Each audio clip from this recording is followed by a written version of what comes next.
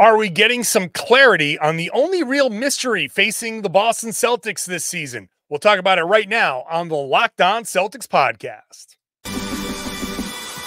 Thanks to Blockbuster brand, it's holiday season. Drop Drew in the mix, and 3 from KP. No, we not on the Knicks. Flushing competition like Al on Giannis. Juice and Big Zeus, still Beantown's finest. Banner 18 going up in the rafters. Watch the C's game in locked on after. Karalis on the breakdown. Clutch like a tip from D. White on the breakdown. John on the mic, documenting domination. Matter pen a back bay, it's all C's nation. Rain and J's, how it started, raising banners, how we finish. Locked on Celtics pod, home of the winners. Big. Hey there, welcome back to the Locked On Celtics podcast, right here on the Locked On Podcast Network, where it's your team every day. I got you every Monday through Friday, and now that the regular season is almost here, we are going 7 days, 6 days, however many days we need to during the regular season, post-game podcasts, whenever they happen on the weekends. So make sure you're subscribed. Watch the show on YouTube, get into that comment section, join the rest of these awesome Celtics fans discussing the Celtics and this podcast. I'm John Karalis. I used to play a long time ago. I've been covering the Celtics for about 20 years now, and I've been doing it over the past few years as a beat writer for Boston Sports Journal. I've written a couple of Celtics books. You can pick up Built Different on my website, johnkaralis.com. $30, personalized, signed, and shipped to your door in the United States. $30. Not a bad deal. Today's show is brought to you by Game Time. Download the Game Time app, create an account. Use the code LOCKEDONNBA for $20 off your first purchase of tickets, last-minute tickets, or whatever. It's there. You know, they don't have to be last minute, but, you know, that's what they're billed as. The Celtics are taking a day off. They play the Toronto Raptors on Tuesday, and then they have another couple days off before they get ready for regular season action next Tuesday against the Knicks. There really is only one mystery, and we're going to talk about it with our boy, Tom Westerholm, who you may know by his rap name, Shooty White. Tom, welcome back. Oh, man, now we're talking. Now we're talking. That's nice. That's like that's almost as good as Leaky Black. Like that. Yeah, that's good. Yeah. Shooty White. Yeah. Cut, you know, some really nice albums, low key. Underground didn't get a ton of attention, but I thought they were high quality. Shooty White. I always appreciate hearing from fans. So thank you for yeah, big fan. Why do you think I have you on? So I can tell my friends I had Shooty White on the podcast. Yeah, I'm trying to get Millies to collab with me, but it's he's gone a different direction. Yeah. It's ducking you, basically. He's ducking. Right. He does not want to be mitigated by your skills. Obviously. No. That which understood. Totally understood. So later on, we'll get to some of the other stuff like the shooters on this team. We'll get to that later on, the bigs. But look, the only mystery here is with this Celtics team is who's gonna grab that like 10th man ish. You know, so fully healthy. Obviously, Al Horford is number 6. Peyton Pritchard, Sam Hauser, 7-8. Xavier Tillman is in there. Luke Cornett is in there. So it's really like 11th man, but whatever. We're somewhere in that range. Do you assume that there's going to be a guy from the rotation missing most games this season? Like that's a pretty fair. Kind of. Yeah. Somebody's going to take a day off or whatever. So somebody in that mix, a perimeter guy, the race for O'Shea Brissett's minutes. That's basically how it's being. We're all billing it. And I talked about this stuff yesterday, but it's good to get your opinion on it as well. I'm super impressed with Jordan Walsh. Mm-hmm. He's mostly because of how he's playing. Like the way I put it yesterday was he's just in so much more control, where he was just playing so fast in summer league. Like I don't know what was in his head that made him feel like maybe he was fighting. He thought he was fighting for something and somebody got to him. Whatever it was, this was the most in control game I've seen from Jordan Walsh. And I don't care about the competition. It's more about him executing. And when you're going against bad competition and you're executing like that tells me like, okay, this guy's actually pretty good. He's actually a pretty good basketball player. Yeah, that's a great sign. It's crazy. 3 months ago, like summer league, right? It looked lost, ready like, to write them off almost. Right, it looked really bad in summer league, and then yeah. So I mean, we're recording this Monday. Like 2 days ago, he had knocked down 3 3-pointers, and they all looked really good. Like his form was good. He looked. I saw somebody compare it to Derrick White, and it's like, yeah, it looks like he went to the same shooting coach. Like he's got that same kind of like get his feet set motion, that same snappy, like stroke at the top. Like it's a really nice looking shot, like a shockingly nice looking shot. And then yesterday, I mean, the one that really popped, right, was when Boucher is guarding him and he takes a couple dribbles into the paint and he kind of does that rock back step and like gets Boucher, and then like he's just past Boucher. Boucher's done. Like, and it was like some fairly high level reads with the ball in his hands that just, I mean, to see that after summer league where, coming into year 2, it looked like the game was just as fast as it was in game 1 for him, or in season 1. Sorry. Like it just didn't look like it had slowed down for him at all. But now it looks so much more comfortable, so much slower, so much more encouraging. I don't know. I'm very impressed. I'm like it's almost kind of like okay, what wizardry was this? Who did Brad hire? Who did what? Because this happened very fast. This to me speaks to the level that mentality plays in this. What your brain is your best friend or your worst enemy in the NBA. Because, I say this so often. You look at Michael Jordan, who there are players with Michael Jordan's build, stats everywhere throughout history. It's not like Victor Wembanyama, who's just, built in a weird way. There are a bunch of people every year that have Michael Jordan's build and stat. Why did Michael Jordan become the best ever? It's his brain. It's the mentality. It's the work. It's that something extra in his head. And maybe it's an extreme example. No, I love this. We're going like Jordan Walsh is Michael Jordan. I think it's the, it's like the Wheel of Fortune, same name. It's like Michael Jordan Walsh. Like that. It's a natural thing. But what I'm saying is you take a guy that is frankly a common size for a basketball player. And what makes him so great? Like that's the power of the human brain. So whatever it was, did Jordan Walsh like get coached? Of course he got coached. But more than anything, I feel like he adjusted his mind. His mindset is just in a better place. Tweaks to his jumper. Yeah, that's great. Maybe that helped him gain some confidence. But when you go from July looking completely, totally lost to October, setting guys up, NBA level defenders, setting them up for your move. Yeah. How do you get there? That's not like, oh, I worked on this move and I just figured I'd unleash it. That's a brain thing that had him say, I have to calm down.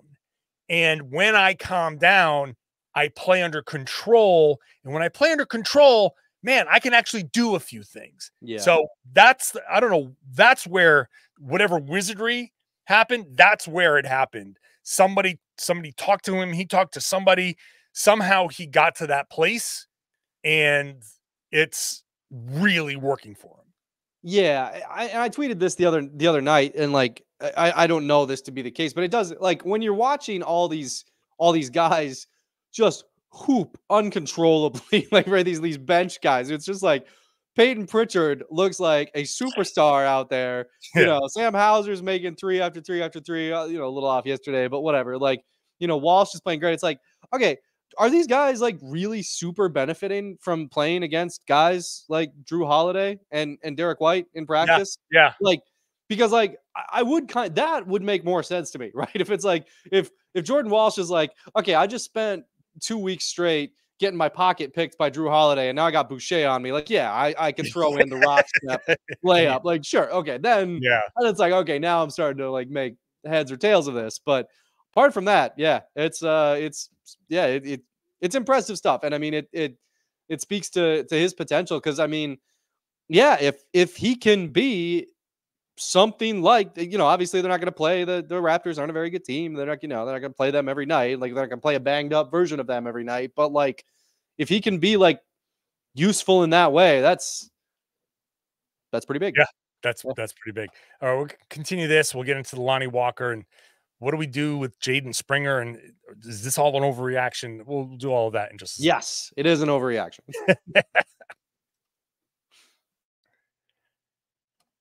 Today's show is brought to you by Game Time. It's the place to go to get those tickets that you've been looking for whatever it is, right? It doesn't have to be a sports game. It doesn't have to be it could be a theater, it could be a comedy show, it could be a concert. Game Time Picks is curated to get you to save more money on all of those tickets. They give you the best tickets so you can save time. You toggle on all in pricing. You get the number that you're going to pay right up front. Super cool. The panoramic view from your seat shows you what you're going to get. They've got a lowest price guarantee. That means if you find these tickets somewhere else, you get 110% of the difference credited to you. That makes it very easy. You just open up Game Picks. You find what you're looking for. You can even just search for stuff to do. That's why it's so great for last minute tickets. You say, I'm bored on a Saturday. Let's go do something tonight. Open up Game Time app, search for a comedy, search for a concert, and you're going to get all of these great deals, all of these great features all at once. Take the guesswork out of buying tickets with Game Time Picks. Download the Game Time app, create an account, use the code LOCKEDONNBA for $20 off your first purchase. Terms apply. Again, create an account and redeem the code LOCKEDONNBA, LOCKED, LOCKEDONNBA. For $20 off, download Game Time today. What time is it? Game time. Thanks for making Locked On Celtics your first listen every day. Go check out Locked On NBA. Next, make that your second listen. I'm hosting on Wednesdays with Jake Madison. We talk about the NBA, the whole league in as a whole. So you listen to Locked On Celtics first. You listen to Locked On NBA second. You're basically caught up on everything you need to know basketball-wise. Very simple. And you get about an hour or so of podcasts. So one on your way to work, one on your way home to work. Very simple. So I love this concept, Tom, of these young guys in training camp. Just, all right, you cover Holiday and, he's covering you. Derrick White, you've got this guy. And what was interesting, though, that Lonnie Walker said after Saturday's games, like I haven't had a chance to scrimmage against these guys. That Saturday's game was Lonnie's first chance to kind of get out there and hoop. Super interesting that he didn't get much opportunity in Abu Dhabi. Very clearly has not had opportunity in practice. And then he gets these two chances Saturday and Sunday, and he looks really good. Yeah. He looked really good on Saturday, and then Sunday he gets the start and he drops 20 points and looks pretty good there. And now I'm just confused. Because Jordan Walsh looks good. He's under contract. There's a chance that he's going to stick around. Maybe he starts in the G League, but there's a chance that he gets an opportunity. I think he's the leader. What happens with these next two guys? I have no clue. I want to advocate for Lonnie Walker because he's looked good. He's NBA ready. He's done it in the league. But how can you advocate for a guy that has only gotten the opportunity this past weekend? Yes, he's looked good, but if you haven't been in their plans all this time, are you going to be? He doesn't have a locker. He does, and you look around the locker room, that means something because Jaden Springer has a locker. And I don't know, I talked about yesterday, Eric Pincus on Bleacher Report said, you can trade Jaden Springer into somebody's cap space for like a second-round pick. You can save something like $7 million overall in taxes, and that's more than enough to cover Lonnie Walker if you wanted to.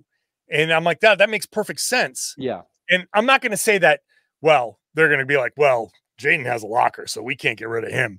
But you're not looking generally to move the guy that has the locker. You know what I mean? If Lonnie Walker is getting dressed in the middle of the floor on an office chair, yeah, that's not a guy that you have in your long-term plans. If you're not playing him in practices to get a look at him, they didn't even get a look at him in practice. They just on the back-to-back said, Lonnie, you're playing. They didn't rest him after the back-to-back. He played. And that, like, I mean, Peyton Pritchard played, Sam Hauser played. That doesn't mean a whole lot, but I'm struggling with I don't like what I've seen necessarily from Jaden Springer. He's had some good moments, but I'm not looking at it like he's taking advantage of his opportunity. Yeah. I like what I've seen recently from Lonnie Walker, but is that enough to change anything? That's where I'm struggling. Well, and I think there's two things about it that are like, okay, so one, we're talking about a pretty major investment, especially when you so yes, you're right. You could trade Jaden Springer and make up the difference and all that stuff. But you are talking about a pretty significant, even with that, you're talking about a pretty significant investment in a guy who is going to be very low in your rotation. Like this guy probably comes below Jordan Walsh, because Jordan Walsh could, like we were saying, have like an actual impact on your future if he turns out to be good. If you can build that guy up into a decent player, that's an interesting guy as things start to get expensive, right? Yeah. With Lonnie Walker, it's like, okay, you sign him. Let's say you sign him this year. Are you sure? Like you said, is that a guy who you're going to want to have stick around? Are you sure? Because he's older, right? So if you're working with him, he's 25. Jaden Springer's 22. Like, if you're talking about the number 12 spot in your rotation, what's more valuable? The guy who admittedly is a better basketball player and can hoop, right? This guy can hoop. But then or is it the, younger, a little bit more developmental minded kind of guy? Like, which one of those is more valuable? And I mean, it's not my money. So to me, it's like, oh yeah, just bring Lonnie Walker in and use him as a backup when you want to, like, I don't care. Right. Like, I'm not paying the luxury tax, but for those of those more wealthy individuals who are, I get why. Yeah, you might bulk a little bit at bringing on, at adding that much to your luxury tax bill on like the 12th or 13th guy on your roster. This is not going to be a high impact player for your team this season unless things go really, really wrong. And if things go that wrong, you might as well just develop the young guys anyway. True. Yeah, I spent a good portion of yesterday's show thinking, like, look, we might want to look at adjusting, and even if Jordan Walsh is ahead, maybe the one guy you keep is not Springer, it's Walker, and you just make that move. I mean, and sure, yeah. This is such an October 14th discussion to have for a good team, right? Like, this is, what do you do with that spot of a guy that will almost never play? This is a first cousin of the conversations we used to have about James Young and RJ Hunter, where it's like, it's like, who cares? Like 2 games into the season, it is a massive who cares. Yeah. Look, I still believe in RJ Hunter, man. Oh man, okay. It looked like he had the strap. Yeah. I it's just one of my guys. That guy that you're like, oh God, I thought. And look, I can say that about Jaden Springer. I thought that Springer, and again, Springer has an NBA level skill, and maybe that's enough. But so does Walker. He's an NBA level scorer. Yeah. I don't know. I just don't know where they go with it. I still, as much as Lonnie Walker has done well, they may just cut him and put him in the G League and just say, hey, look, we'll go with it. And then maybe later on he makes an impact or whatever. I still think he can be a long-term kind of, at some point the Celtics are going to have to make financial decisions. They're too expensive. Next year's tax bill is $250 million. Yeah. I mean, that's the tax bill. Yeah. That's not, if they keep this team together with all the guaranteed contracts, it would be the most expensive team in NBA history. That's tough for the Celtics to do when you don't own your building and all blah, blah, blah, all that same stuff that we've been talking about. And also you're trying not to own your team anymore. That's right. Also... It's a tough sell. Yeah. Be like, hey, how would you like to pay $6 billion for a team that costs almost $1 billion? Like what? So I think the bottom line here, before we move on, I like Jordan Walsh. I like the way he's looked. He's moved ahead of both those other guys. Mm-hmm. How they proceed with those two other guys is so up in the air and up for debate. But I think ultimately it comes down to what you just said. In a couple of months, we're going to be like, hey, remember when we were talking about Lonnie Walker and Jaden Springer? Like it meant something. It probably doesn't mean a whole lot, but I don't know. But it could down the line, which is why it's important to have these conversations now. Like yes. There could be minor ripples, but we're talking about ripples, not ripples. Minor. Yeah, not waves. Yes. All right, let's get to the bigs, the shooters, and all that other stuff that we've seen over the weekend. We'll do that when we come back. Today's show is brought to you by FanDuel. You can start the season with a big, big return on FanDuel. They're America's #1 sportsbook for a reason, because all you got to do is place your first $5 bet, and you're going to get 200 in bonus bets guaranteed. So that first $5 bet doesn't even have to win. We'd like it to, but it doesn't have to, because you're guaranteed to get the 200 in bonus bets. So now's a great time to go to FanDuel.com, sign up, and join.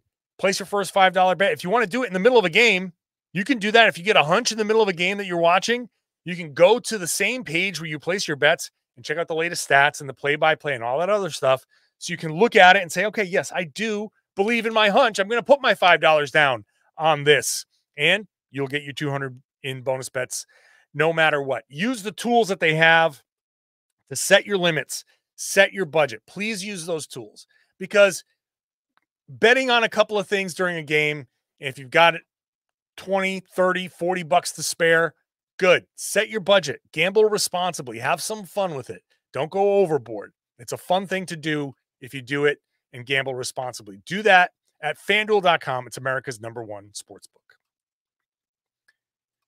Thanks for making Locked On Celtics your first listen every day. When the season starts on game nights, we're going to start launching a new thing. I'll tell you more about that as we move on. It's going to be the Locked On Celtics postcast. I will not be hosting that. It's going to be on the audio feed. So when the games start during the regular season, you're going to get a separate postcast, and that's going to be immediately after the game, so about half an hour after the game, while I'm going and doing all my work. And then I will have a podcast after that. So you can get something before you go to sleep. And then when you wake up, my podcast will be there as normal. So you get an extra podcast, immediate reaction there. So look for that on the Locked On Celtics audio feed. It's going to be on the Locked On Sports Boston YouTube feed. So it's not going to be on the YouTube channel. My YouTube channel is going to stay Locked On Celtics only, my podcast only. That's coming up during the regular season. So watch out for that. It's going to be fun. It's more podcasts, more. Why not have more? Right? Yeah. Oh, yeah. Oh. Celtics have more of everything. They have like too much of everything, and that's why they're the favorites. Definitely more points. A lot more points. A lot more points. Yeah. Yes, they've scored a lot of points. Yeah. They scored a lot of points for two reasons. Their bigs, as I said in yesterday's podcast, their bigs are good. The big man rotation is absolutely fine. There's no need to scan the league. There's no need to sit there and as definitely I say, no need to scan the league. No, you're good. No, and I do think that Luke Cornett had an interesting point. Like, he was downplaying his own performance. He's like, "Look, Denver played a certain way, and the Sixers didn't play anybody, Yep. So, and he didn't play against Toronto, which is amazing. You get a Luke Cornett night off, which is crazy, right? Yeah. You've made it when you're getting the nights off in the preseason. Yes. So he's good. Tillman's good. Kata's good in their roles. So that helps them score points. And Peyton Pritchard, Sam Hauser are also really good. And Peyton Pritchard, he must love the preseason when these regulars sit or the starters sit, because he's like, it's fast PP time. I'm going to go out there. I'm going to shoot. He had 3 3-pointers in 4 minutes. So the Celtics are deep. Yeah. They're very capable, even without their top 6 guys, of hitting a bunch of shots in a hurry. And that makes them very dangerous for when they actually have their full complement of players. Yeah, I think if the Celtics end up needing to use extensively their 3.5 string guys, then they might finally be in trouble. Like that's finally the point where the talent starts to peter off, and it's like, man, how are they going to get a bucket with a? But even then, Drew Peterson played great, so I don't know. He did. Like he genuinely looked pretty good, like a pretty good player. I think just for a second there, just shout out to Drew Peterson for coming out there and look and playing hard, playing well. Yeah, on a 2-way, but that next year, the year after, he's a guy who's been in the system. Yes, this is all about like cheap guys that can step in and help. He's a guy to just watch for, keep him on the radar, watch him in Maine for next season. Watch how many different things he can do. It's quite a few things. He's pretty good. No, but I think I can't claim credit. Trey Adele on Twitter had this point that I thought was so good about the bigs. It's like the Celtics just literally can go a la carte. Like, what kind of big do you want? You want the big rolly lob catching guy? Got him.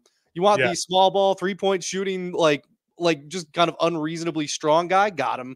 You want just kind of like a high IQ, like kind of knows where to be, like plays good defense, all that. Got him. You want the stretch bigs? Got 2 of them. They're like that.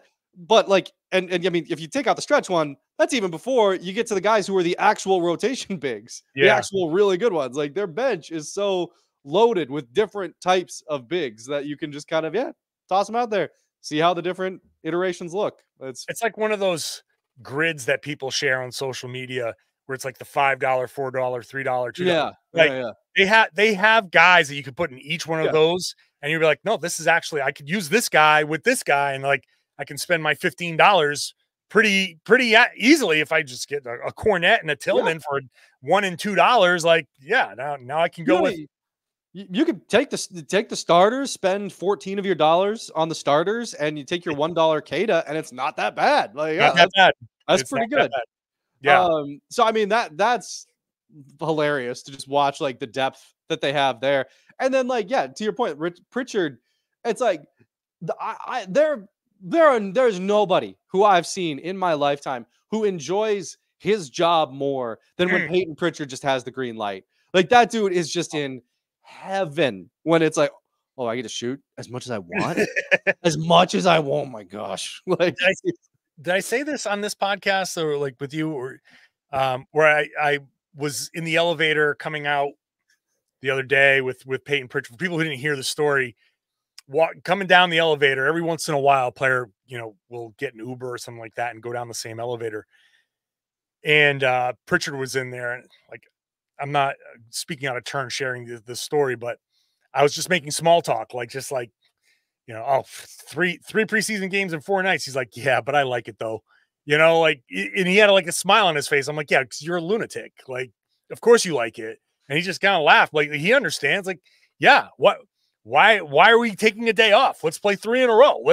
You want to run it back? Like last night, he could have just been like, hey, Raptors, you guys want to, I got 4 guys here. You guys want to just send 5 out? We could just run it back. Let's just get some more run. He would absolutely do that. Ball is life for Peyton Pritchard. I mean, honestly, so Peyton Pritchard is 26 years old. At 26, I also was just like, dude, I just want to hoop all the time. I just want to hoop. I just want to hoop. Can we hoop? Can we run it? Can we hoop? I want to hoop. Like, I love it. Yeah. I don't know. I love that about him. That's awesome that he just, you would hope that people in his position would appreciate where they're at as much as Peyton Pritchard seems to appreciate getting the opportunity to play basketball every day. Right. And like, he has a great attitude about it, because one of the things that I asked him after the game was kind of like, how do you, when you know you're capable of doing so much more, how do you dial it in? How do you say, well, okay, I'm only going to do this? How do you stay happy doing that? He's just like, look, man, that's your job. Like, you can look at yourself and be confident, but also we got Jayson Tatum and Jaylen Brown and like Derrick Yeah, White. right. What am I gonna say? Like, obviously paraphrasing that, but you understand, like, yes, I would like to do more, but also I'm on a really damn good team. I do have a really good role, and every once in a while, those guys can sit. And the beauty of just the continued Pritchard, dominance in those situations, and Sam Hauser doing like a little more off the bounce, a little more shooting on the move. The beauty of all of that is the Celtics can go to Jaylen Brown every once in a while and be like, you are sitting today, and just give your teammates the day. And he even said it during media day on NBC Sports Boston. He was like, playing the Pistons, you just threw some strays at the Pistons. Of course, we're gonna let Peyton go for 30. We're gonna let Sam shoot more. Like, you can go to those games and be like, just take a day off, because go lift, go add like another inch to your arms, because you just look like the Incredible Hulk out there now. But go, like, take a break, because we kind of actually need a set of games to keep these guys happy. You got to feed all the dogs. You know what I mean? And these guys need to be fed. So you can go to Jayson and Jaylen and those guys and be like, they're more than capable. You guys know how long that run was last year. Rest up. We want to be playing in June.